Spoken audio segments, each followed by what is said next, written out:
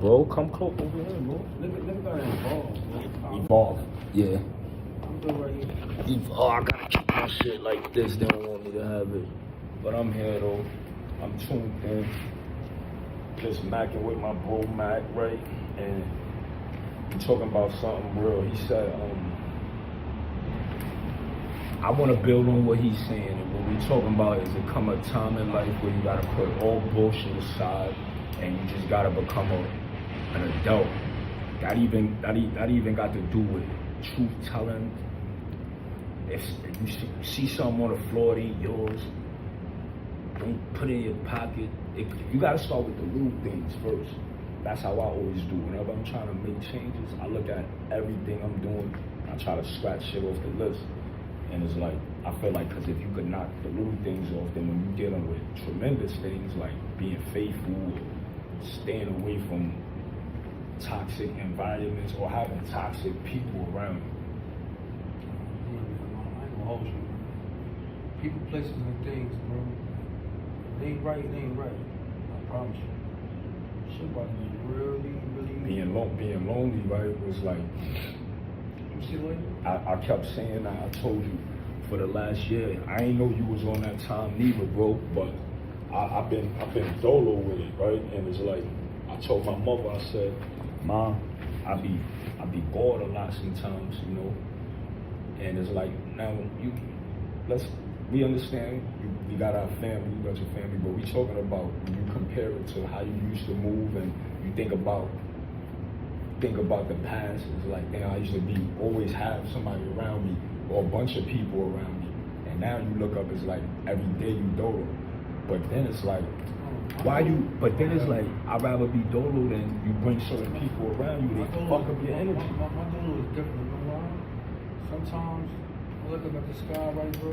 Uh-huh. And I thank God like that. 'Cause a lot of my niggas ain't here. That's a fact. And I ain't even just talking about they not existing. My niggas stretches, all kinds of shit, bro. I got a nigga right now, my homie, 20, feds.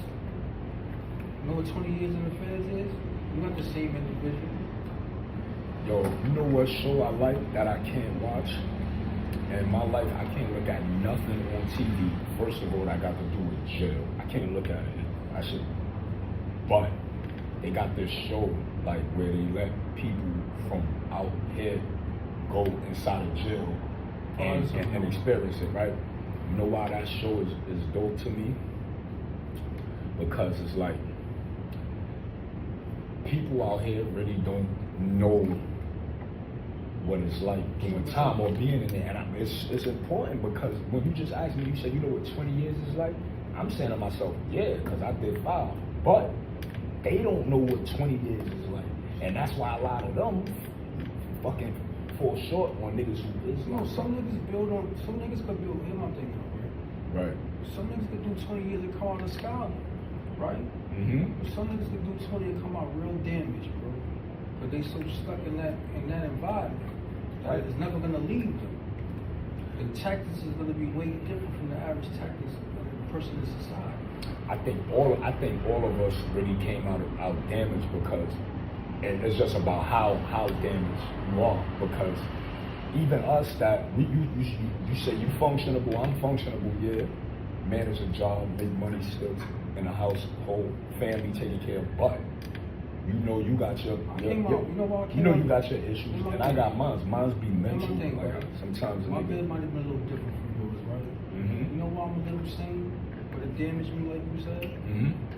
I got everything. You're talking about people that do time, like after you do time, like I feel like after you go to prison and shit, I feel like we all come out with some type of mental trauma damage. It don't matter if he, like me right now, I know I look regular, I'm talking, I don't look like a serial killer or nothing, but it's other problems and shit that a nigga. How many visits you got in 5 years? I got visits every month. So you just said that? Every month, I was good. You know how many visits I got in the course of 5 years? How many? I have to write this down. How many? Maybe 3. But you did go to jail older than me, and you was already a man. You had kids already, right? I went to jail when I was 22, came when I was 26. And And I did a year before that. Mama's baby, but not. So from 20 to 26, I was incarcerated. Out of those years, I was probably in the street a couple of months. After the bullet, you feel me? Right. So like 3 months after the bullet, I went and did the 4.5. I damn near did almost 6. That's yeah. I did. Out of 5, you do 4 in what 3 months. I did 4 years. And then not only that, like I just told you, right? Not getting visits, but they made sure I was straight packages, boots, sneakers, all that good shit, sweatsuits. So why you say that part for last? Then you supposed to say you supposed to be like, I ain't getting 2 visits. I got 2 visits, but I was straight on the other end. No, I was straight as far as the physical aspect of being in there, right? Yeah. Emotionally, I didn't have the attachment that other niggas had.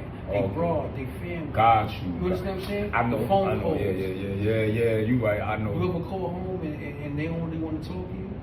They pass the phone to other people? No. Or they busy focused on what's going on in the world? So that's a waste of 30 minutes? Damn, man. Those calls is way more expensive back then. Let me ask you a question, right? Now, let's start with the kids. Was it like that with your kids, you would say? Because they growing now. You've been away mad long and they into their things. They love you, but they got bigger. Was it that? Like, you see how it is? I'll tell you in my household, right? Like right now, sometimes I'll be like, Jordan, you wanna go hang out? She'd be like, nah, Dad, I'm here. I'm on the phone with my friend. Not all the time. Sometimes. Listen to me, right? My first daughter was born 9/8, right? Okay. I went to jail 9/9 for the bullet, right? I came home. Came back. Listen, I went to jail 9/9, right? 2 days after my daughter's birthday, right? Mm-hmm. I come home September, November 9/9, right? Mm-hmm. I come about September 9/9, right? By November, before Thanksgiving 9/9, I caught the second case that I went up north for, right? Listen, by 2000 summer, I'm on the bus going up north for the second case. The one I saw you with? Right. That's down, see? That's mad You time. saw that's the kid? So they just said about You didn't, yeah. Listen, so they gives me, my max is 3.5 to 7, right? The judge, I'll never forget her name, Renee White, right? She gives me a 3 to 6, like she was doing me a favor, right? Uh-huh. My daughter, I just told you, was born Right. 8, right? Yeah, you ain't spent enough time with her. Hold on. So by the time 2003 came, she was what? 5, right? I ain't see her until 2 months before my parole board. Then I got smashed at the board and I had to do the other 18 months. Now family going now, because, you know what I mean, they barely was coming, but I was straight, whatever, to a certain degree, stack my shit up, chilling, right? Mm-hmm. But now I do the other 18, right? Mm-hmm. With nobody. No phone calls, no letters, no nothing, right? So that's why I kind of came out damaged, like you said, right. But still focused. Because I knew I never could do that shit again. Right.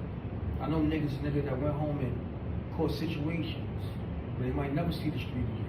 And yeah, but better believe they in there way worse of a person than they was before. Trust me. And I know that because when I got arrested recently, nigga, when they closed that shit, I felt demonized. I ain't feel that scared little young boy. I felt like I'm gonna turn this shit I'm gonna go crazy. Like I felt demonized. I'm telling you, bro. Me, I never knew.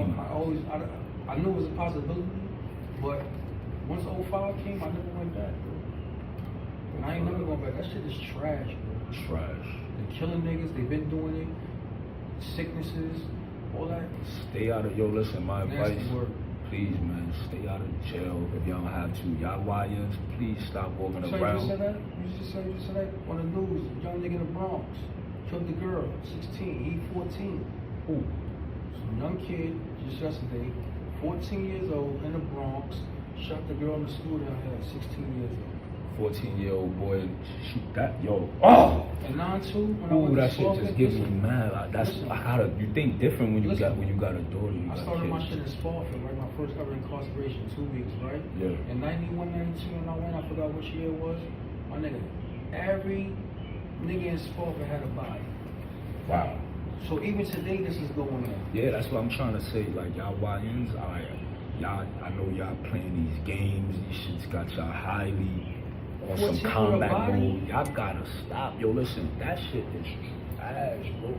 Yo, the only differences I could say is, like, niggas was going to jail when we was younger, But niggas was coming home more. Like these young niggas is not coming home. Like, and it's like, what, like K Flock, bro. Like, what's the sense of you being a talented young man?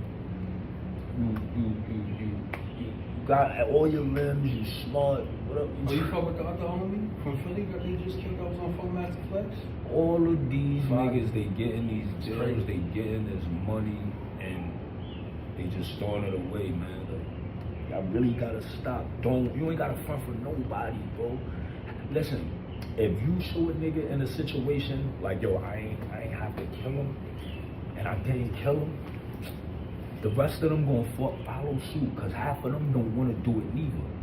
It only takes, sometimes you gotta learn how to follow the lead to lead better. You gotta lead, man. Sometimes you gotta be a nigga to be a leader. Like, yo, that shit corny. Get out of here with that shit, man. That fuck.